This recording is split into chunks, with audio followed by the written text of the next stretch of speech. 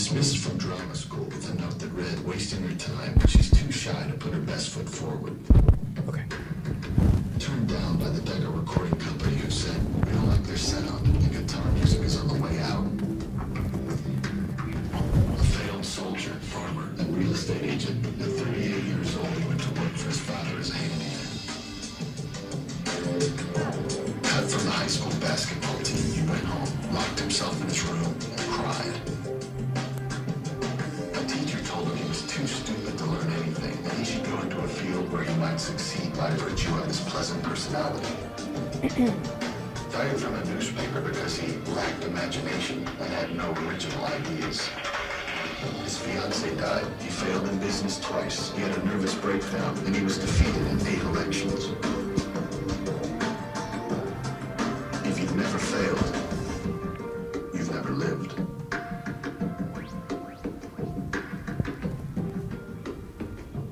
That's a good lead-in. That's a good cast. It's a great lead-in. Well, I'm happy to be here with you. And I actually asked Jim, because the last time I was here, he ran a video similar to this. And I asked him to show it because it leads into what I'm going to speak to you about. And do you see a theme in this video? What's the theme that each of these people had? Failure and success. So failure through whose eyes? Other people's eyes. Through other people's eyes, right? But obviously for them to succeed, they could not see failure in their own eyes. So they needed to focus on who they were and then from regardless of what the exterior situation was telling them, people, teachers, that they could do it. So this leads perfectly into my presentation for you. But before I start, I thought we'd start with another question I have. So you're here because you want to sell real estate, but what's your motivation for success? What's motivating you to be sitting here for all this time and to, you know, just really think, okay, I'm going to do this? Can you raise your hand and help me out here? I love real estate. I have a passion for that, so that's why I'm here. Okay, passion, perfect. Anybody else? Financial independence. That's a good one, very good one. You? I want to make a lot of money, but I also want to be really, really good at something. Mm-hmm. Anybody else? I want to make money, and I'd like to be in lines of work where I'm helping people, so that seemed to be a good fit to me.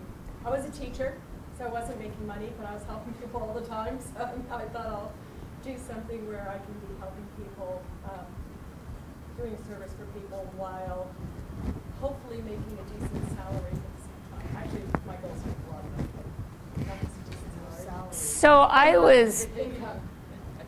Right, because you don't get your money. I was a teacher too, and you got your check at the end of the month, and regardless of how good you were, how bad you were, you got your check. Okay, so my motivation was fear. And I'm going to give you a little background about me. I was married for 25 years and had been a teacher, junior high teacher. I taught English and history. And toward the end of my 15th year, I was really getting tired of grading the English papers. It was like tons of English paper, lots of kids. And I'd said to my husband at the time, you know, I think I need to take a leave. And he goes, why don't you go into real estate?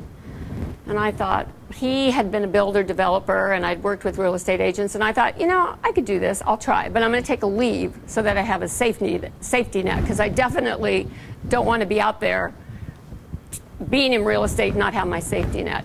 So my first year, I went to work for a company called Seville Properties. And it was a great year. And that year, my husband decided he didn't want to be married anymore. And he left. But not only did he leave, he left. He had already declared bankruptcy. We had lost our house. I had 2 children in college that would call me monthly asking me for money. We were $7,000 in debt to the IRS. And I had no alternative. It was like do or die. So luckily for me, Seville had a program, and there was a man by the name of Dennis Stevenson who taught it. It was called Sales Target Force. And through him, he had various concepts that it just worked for me. It was like, I got it. This is really important. And so I'm going to share what I got from him with you and let you see if it works for you. But all I can say is I use it continually, and it was the greatest gift that I had. And now being a top agent and making the money that you all want to make, I can still tell you that this is a business that you have to do all the time. You can't sit back on your laurels. You can't say, oh, yay, I was #1 for whatever. It's a constant work. And what I've gotten from Dennis and what I'm going to help you with, hopefully, is to show you how you keep motivating yourself. So anyway, if you will get the sheet that I gave you and look at the first sheet, at the top, it's all about what you believe, and I really cannot say that more. My other statement is what you focus on becomes your reality, and we'll go into that more so. But the one thing I want you to skip down, it says, remember, you are developing life skills, not survival skills. So if you want to come get one of these. The life skill is how I look at this. I don't look at it anymore as a survival skill. Oh, sorry. And then take the card. The card's very important. You'll see. So just kind of remember that the life skill is what I'm trying to help you with today.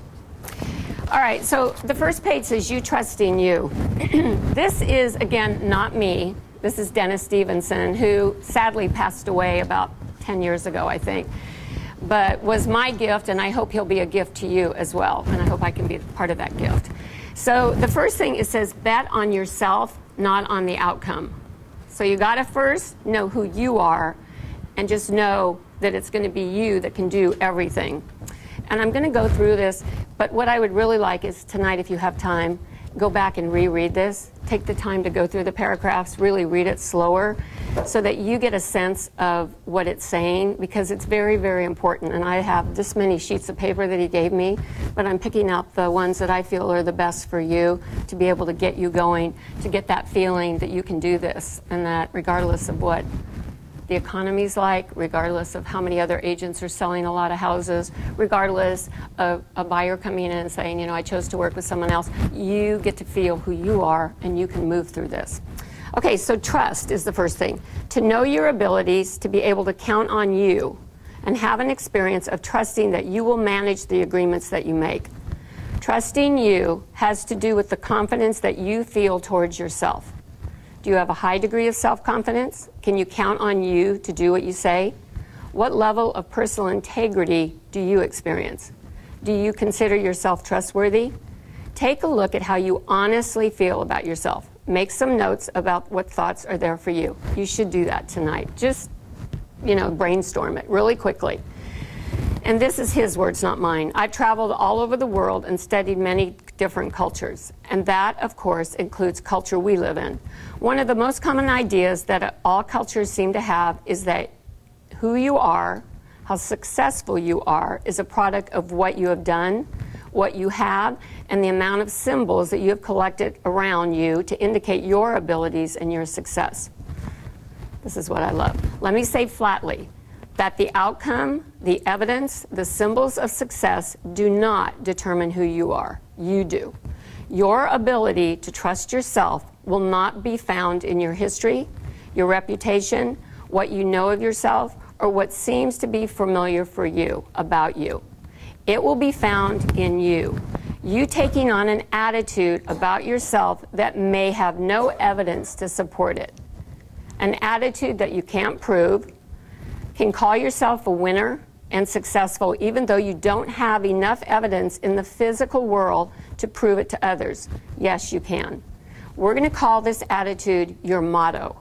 A personal motto is a statement, thought or spoken, about yourself as you choose to think of you without evidence to prove it. It's a stand you take, a position that you say is real, no matter what. Now, some people say to me that is like lying or pretending about something that's not true. The truth about you will come from you and only you. You are the winner, period. Really understand you can move forward in your life by not listening to the automatic thoughts and deciding for yourself what will be the truth for you. Okay, so let's just go to that because I find that was the thing that clicked with me. Do you have these little voices talking to you all the time? Do you ever hear little voices? all the time. And in most cases, they're not positive little voices. They're like negative as heck. Oh, no, you can't. Oh, you think you're going to sell that house? Don't think so. Why you? All these voices that you just have to block out. And when you come up with your motto, you will say that motto to those little voices. And eventually it numbs those little voices, or at least it makes them not so loud. So this is trust. This is betting on yourself, not on the outcome. When you have a personal motto about yourself that feels like you really know yourself to be deep down, then you can start on the path to having and being exactly what you want to have and be in your life, not before. I believe that with all my heart.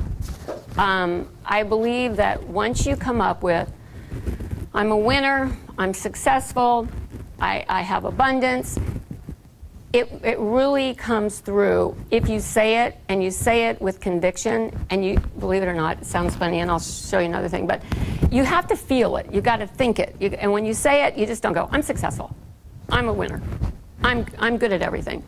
It doesn't work. It has to be something about you that you know to be true about you. So when you come to make your motto, you might want to write some things down. Then you might want to say them. And you might want to look in the mirror to say them. And just say, does this feel right for me? Because once you get that motto, your attitude about who you are, it carries you through a lot of dark, down times. And being new is really hard. I know it because I sat there with you. I mean, I think I sold 4 houses my first year. I made $37,000. I mean, my teacher's salary was like $50,000, and I had insurance and all this. And so it was a pretty incredible time period to look at, really just thinking, it doesn't matter what anyone says, I'm going to be successful. And I made my mantra up. In fact, with Dennis, we would sit around and people would say it out loud. And for me, I just needed to say it to myself to get the feel. And once I said it, I never changed it. So I've had my motto for like 18 years. And I can tell you that I say it minimum 8 times a day, when I wake up in the morning, when I jump in the shower, when my little voice starts going, uh-oh, you didn't get a phone call, or uh-oh, what's going on, I say it. And so if anything you walk away from in this class, it's that you have to come up with who you are, what works for you, to say it regardless of what's around. Okay, so then basically he's just sort of telling you, sit down with a pen and say it. I am a winner, I'm loved, I'm successful, I'm rich. I'm rich just didn't sound good to me. I don't know why. I'm financially independent sounded better to me, because that's kind of a freedom, right? Okay, and it says don't go any further till you have this, but we will go further today. But really tonight, just go and do it. I mean, or this weekend, think about it. And then when it feels right to you, write it down. Okay. And he says, I want you to practice this motto, and as many times as you can. You just have to decide who you are, not by the evidence that's out in our exterior world right now. So that's number 1 as far as I'm concerned. Then if you'll go to the next page, your natural abilities. This is something that was also that I thought was important with him. So that should be the second page, right?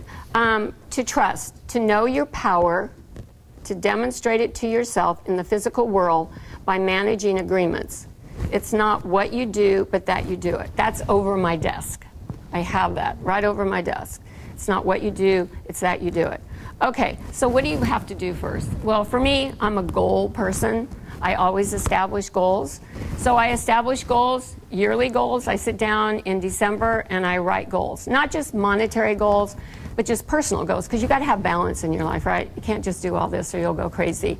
But personal goals, like, you know, I want to be with my children every Sunday for dinner, or I want to make sure that I go visit with my sisters, or whatever. But it's something you feel you need to do.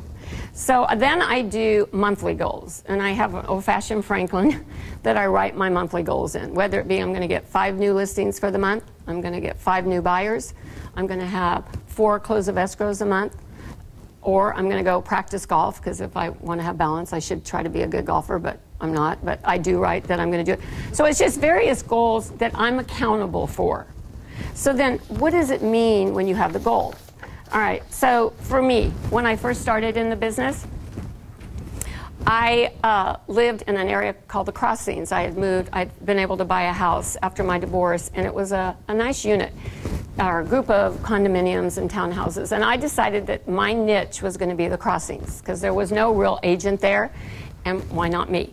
So I would send out postcards to there and say, who better to trust than your neighbor when selling your property? So I sent that out, and I thought, if I can get at least 1 or 2 listings, I'm set. So a girl called me up, and she said, hey, I'd like to interview you. And I said, all right. So I went, and she said, well, my problem is that I really want to move to East San Jose. And she said, I'm in a lottery. And she said, but I can't go on Saturday. So if you go down there and sit and wait for my number to come up, I will, if I get it, I'll use you as my listing agent. So I said, deal. So I go down at 8 o'clock in the morning. I'm sitting with all these people, and luckily, her number came up. So I came back and said, good news, you got it, and I got that listing. Then from that listing, I got another listing. And then I luckily, because I used that motto, who better to trust than your neighbor, and people saw my name out there, the developer, who had quite a few rental units and condos, called me and said, I'd really like you to sell these for me. So I probably sold, in the time that I lived in the Crossings, maybe 60, 70 units. But it was like, I decided, what do I want to do? I want that to be my niche. Well, how am I going to get it? I'm going to send out postcards, you know. And I sent, it wasn't like the girl calls me as soon as she got the postcard and said, hey, I'd like to interview you. Because it's not automatically it's going to come to you. But it was a means of getting it out there. So some of the things you might want to do, and other things I did too, is like, you know, as a new agent, you usually are a buyer's agent, because being a listing agent, someone really has to trust you to sell their biggest asset. And the problem being, you don't have the experience. So in most cases, you have to start with the buyers, which I actually like, because a lot of them don't know any more than you do. So you might as well, and you've got more information than they, so you can just lead them to a final result, which is buying a house. So for me, what am I going to do if I want to pick up a buyer? Well, I'm going to say I'm going to hold at least 4 open houses every month, which would mean every Sunday I'd hold an open house. I'm going to call the title company, and I'm going to ask them to give me the list of the different homeowners there. And I'm going to call them and invite them to my open house just to let them know what the value of the property is. I'm going to put balloons up, because that'll differentiate my signs from some other people's signs. I'm going to bake cookies, because when they walk in, it's going to smell good. It doesn't matter, but when you say you're going to do it, you need to do it. So it's not what you do, it's that you do it. And also to know in your heart, hey, it might not come true, but who knows that somebody will call you in 2 weeks and said, hey, I met you, we had a nice talk over your cookies, I'd really like to work with you as a buyer's agent. And that happened to me a lot. I would just go to the open houses and I would talk to people. And I wasn't looking to take a bunch of names. I just wanted to have interaction with each person that came in. And so one person called and just said, hey, we didn't get a chance to talk to you, but we'd really like you to represent us. So again, use that as your means of, it's not what you do, it's that you do, and you need to write that down. Like, what am I going to do in order to get that? Okay, so that's the first. Then the second, let's see, where am I here? Too many papers. Oh, and one other thing too about that. Dennis used to talk about that we're like a hose. And a lot of times when the hose gets clogged, nothing can move. So if there's things that are kind of if you see things that are in your life, your personal life or in your business life, and you think, I got to do this. If you say you're going to write those cards to people, which by the way, as a teacher, I got a list of all the parents that I had taught, and I wrote them personalized notes and just said, hey, I just want to let you know, I'm no longer in teaching. I've decided to go into real estate, and if you trusted me teaching your children, I hope you'll trust me to sell or list one of your homes. And I would get up at 5 every morning, and for an hour I would write those notes, so that I said I'd get at least 15 notes out a day, and I did that. So 15. No, I mean, you can't do it crazy. But also to let you know that my niche also became parents of children that I taught in Los Altos. So I have a lot of listings in Los Altos, and the majority of those started with parents of children who I taught, because they did trust me to teach their children, and then they've trusted me to sell homes. But also, you know, I advertised, I sent flyers. It wasn't like I just sent them the note and thought they would, I thought, what else can I do? So I'd start a little ad in the paper just to see my face so that they would see me not as the teacher and not ask me if I missed teaching, but ask me how real estate was. So that was another thing. And then to have faith. This is for me key. It's to believe in your capabilities, to see and experience life as you desire. I am, as I say, regardless of any current evidence or future potential event. Meaning bad stock market, bad anything, you know, bad, you know, your manager saying, oh, we've had a really slow month, you know, you really need to do this. I mean, I never take the gloom, I just put it out of my head, and then I go to who I am. So that's why my motto has become very important. So while people are talking gloom, I'll always say, who are you, Kathy? Who are you? And then I have my motto that I say, and it just makes me feel better. But I also wrote in a book that Dennis gave some of us as a comment. Is this called Your Faith is Your Fortune? This was like my Bible. I would read it every morning. And one of my things is I want to always exercise in the morning, because with real estate, you can get so tied up that you forget about yourself. So my goal is I work out at least 5 times a week, and I usually get up and go to a 6 o'clock class. In fact, Patty and I used to walk at 6 every morning for 12 years. We walked and discussed the whole events of life and everything like that. But we walked, and I really still believe that the exercise is key. But in this book, it's very interesting. One of the comments, it says, all things express their nature. As you wear a feeling, it becomes your nature. It might take a moment or a year. It is entirely dependent upon the degree of conviction. So who are you, and what is this all about? So once you get that, it will make, it's kind of like your own mission statement, but it definitely carries you through pretty hard times. Then to focus. It's to persist in a vision and hold an image of reality as though it were complete, your source or point of view. So when your intention is to produce results, it will show up. So every sports figure that you watch before the Olympics, you can hear them. They always say, you know, I visualized that. I definitely saw myself running across that line, or whatever it would be. It's even Dancing with the Stars when they hold up that ball thing. One guy said, you know, I just pictured myself holding up the ball and winning. Well, I always picture myself when my signs go out with sold across the top. I never have a sign that doesn't have sold across the top. And when I go into a listing, I always visualize shaking hands that they're signing my listing there. Doesn't mean they do it, but I always go in with that attitude.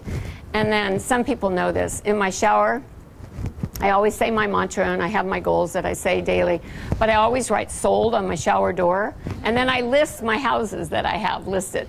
So I just go sold every day. So the girl that cleans my house, she probably goes, what is this SOLD on her house? But I do it, and I've been doing it for 18 years. It's like I never get in that shower that I don't do sold. And then if I sell all my listings, you know, it might be a buyer, and I'll write the buyer's name down. So it's just focusing on what I want, and you can do that too.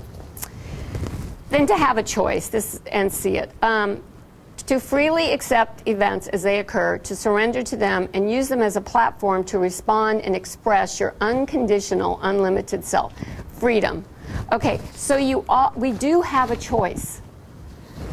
And the biggest choice for me is not to take it seriously. I try not to. So one of the things that years ago we were told, you've got 5 minutes. If you don't get the listing, you've got 5 minutes to feel bad about it, or if you don't get the buyer. Then my #1 word that I've used throughout my whole real estate career is detach. I have to detach, because it can just carry you down, and then you lose who you are. So if you're losing who you are, that's not doing you any good. So your choice is to move on.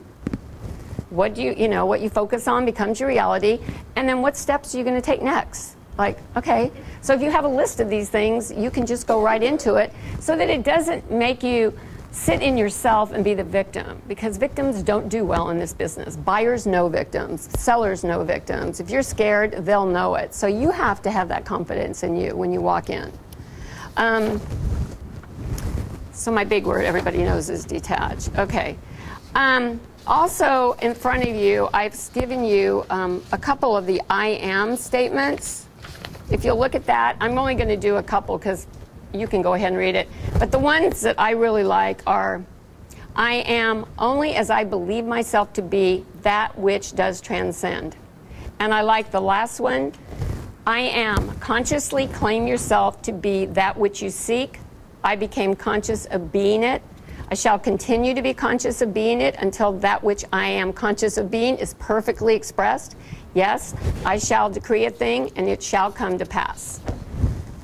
Then on the next page, the other thing too is, I don't know if you're very religious, and I'm not really religious, but do you remember Lot and his wife that were walking and God told them not to turn around, and the wife turned around? So this is what literally changed me to be able to believe what I focused on becomes my reality. It says, do not be Lot's wife who looks back and becomes salted or preserved in the dead past.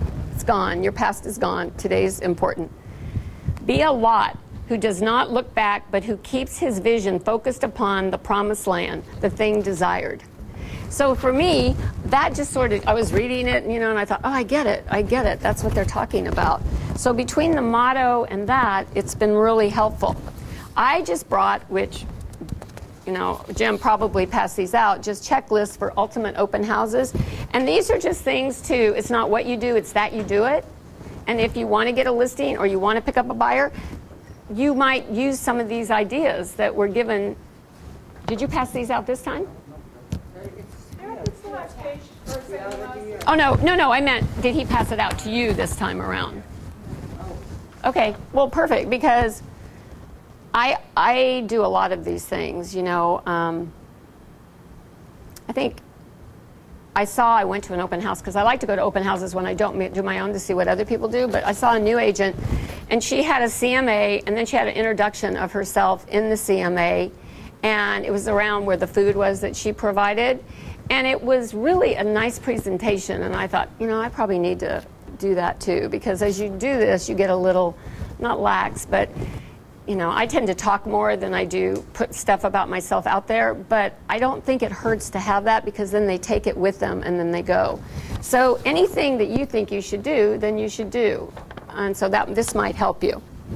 But the other thing I gave you, which is pretty incredible, is 100 lifetime goals and desires. So we had to fill this out the first time that we went in this class. And at first you're overwhelmed by, oh my God, what? But my first one was financial independence. My second one was buying a house. My third one was paying for my kids' college. My other one was paying for my daughter's weddings. What else did I do? Oh, and then, of course, I had to buy a new car, so I wanted to buy this gray Mercedes, and swear, when I got it, I drove my son, who was like 18 at the time. I said, come on, I'm picking up a new car. And they had known the struggles that I had gone through, because every time they called me and asked me for money, it was like total silence, because I didn't know what I was going to do. I mean, and 2 kids in college, that's a lot of money. And my ex-husband, he paid his half, but I didn't have any guarantees. So it was very stressful, those phone calls. So when I went to buy the car, he goes, Mom, can you afford this car? I said, yes, I can afford this car. And it was like, one of the things that I got is, you can't limit yourself. You've got to believe in yourself. So if you think you can do it, you can do it. And that was another gift that he gave, because all these things that I wrote on my list, quite a few. And one was I wanted a Monet painting, because I love the Impressionism. And Patty and I went to France, and we went to Giverny, Monet's garden. So I bought a print, and I brought it back, and I said to her, it's not really the real painting, but at least it's part of my thing. So, anytime you do something, you cross it off, and then you add another one, because life is all about motivating yourself, all about continuing to go and not giving up. So, being able to take my family on vacations, I mean, the one thing too, and I'll say this, but my husband, I had a really beautiful ring in the bankruptcy court. They come and they take everything. It's very humiliating if you've ever done it. You have to go down and raise your hand and say, you agree to it. I wanted to go, it wasn't me. But on one of my birthdays, I was able to buy a ring. So I bought this, and this was a gift to myself, and it also, every time I look at it, it's just like, who are you? Who are you? And so what I'd like you to do is you have a card in front of you, and on it, I think you need to write, I make, and put the number in. Just on this card, I make, put the number in. If it's 100,000, if it's 150,000, if it's 75,000, just write, I make, and then put 2013. I promise you, when you write it, it starts to come to you. So that would be something that you want to look at every day on your mirror. Every day. I have my goals right by my mirror, and I have the amount of money I want to make, and then I have other things in my life that I want to do. And actually next to that, I have a picture of my son because he was in a motorcycle accident 3 years ago and is partially paralyzed. And I have a picture of him walking, standing up and walking with his right leg. And so every day I look at that picture. And actually when he was in the hospital, I would say to him, Christopher, you are going to walk again. You are going to walk again, regardless of what these doctors tell us. And I can tell you now, it's been 3 years to this February 20th. And he can walk, not the way he should, but he has 2 beautiful boys, and he's happily married, and they just got back from Hawaii. And I can tell you, if anybody wanted to be a victim and not believe in himself, it was Christopher at that time. And he's living a very positive life. So I just keep nudging him, because I have to tell you, I believe this with all my heart. And it's not like religion, it's not like anything, it's just it. And when you get that feeling of who you are, and you can say it to yourself, and when things don't seem really good, when they're good, you don't really say it, but when they don't feel that good, and you're sitting in the office meeting and people are all talking about their listings and their buyers, you just have to go who you are. You just have to block it out and go who, whatever your motto is. And I think that will cause you to have wonderful success, because I'm standing proof of it. I'm proof. You saw what I started with. And if anyone would tell me, I'd be sitting here telling you and another class what, how I did my success. It's totally, those are my factors, and take what you can. But I wish you much success, much success. Any questions? Oh, on this side, the other side, you should write your motto. Who are you? And that will be something really, really key. One side, just how much you make. I wrote it in big letters. And the other side, my motto. Well, let's thank Kathy. I hope you guys enjoyed the 3-week program. We're done. Oh, wow. So now you guys are off to your own. I hope you guys have a great weekend and a great week next week. And I'll see you guys that are continuing the following Monday for Masters. Not this Monday, but the Monday after winter break. So have a good weekend. I'll see you guys soon.